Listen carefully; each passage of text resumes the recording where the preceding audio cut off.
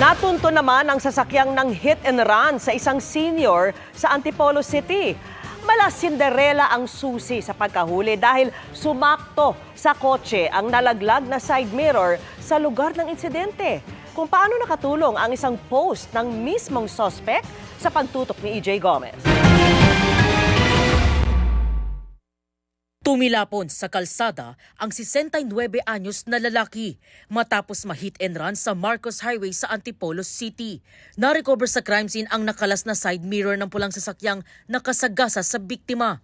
Sa follow-up investigation, nasa pool sa CCTV ang sasakyan ng suspect na agad ipinakalat ng Antipolo Police para sa mabilis na pagkakakilanlan ng nakasagasa. In less than 24 hours, nakatanggap po tayo ng impormasyon. Pinost nila doon mismo na sa isang parang group na nagbebenta ng mga parts ng sasakyan ay may naghahanap ng specific brand ng sasakyan na yon at kanan ang hinahanap niya na side mirror at ganito yung kulay na hinahanap. Ang nag-post na pag-alamang may-ari ng car repair shop na pinuntahan ng driver na nakasagasa.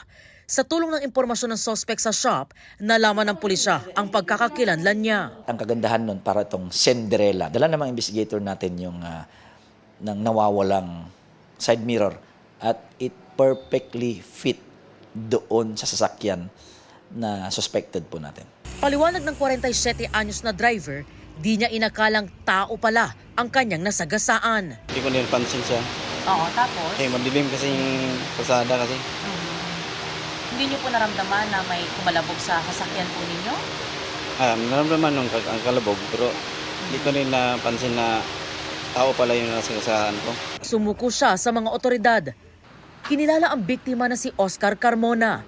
Tumagal pa raw siya ng isang araw sa ospital, pero binawian ng buhay kalaunan. Sobrang sakit po eh. Yung parang nag-iwan lang siya ng hayop sa daan. Panagutan niya yung dapat niyang panagutan sa tatay namin. Gusto lang po namin talaga hustisya para sa ginawa niya sa tatay ko.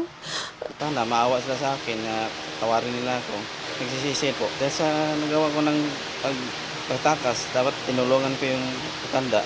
Sa custodial facility ng Antipolo Component City Police Station nakadetain ang suspect. Para sa GMA Integrated News, EJ Gomez, nakatutok 24 oras.